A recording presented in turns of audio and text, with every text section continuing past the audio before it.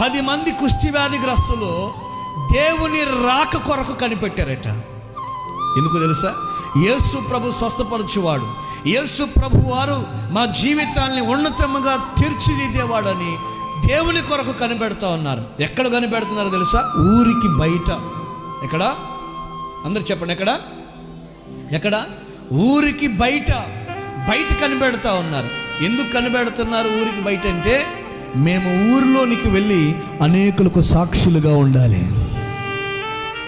నువ్వు ఊరు బయట ఉండి కనిపెడుతున్నావా? ఇంకొక చోట ఉండి కనిపెడుతున్నావా? పూరి గుడిసెలో ఉండి కనిపెడుతున్నావా? దారిద్ర్యతలో ఉండి కనిపెడుతున్నావా? హాస్పిటల్లో ఉండి కనిపెడుతున్నావా?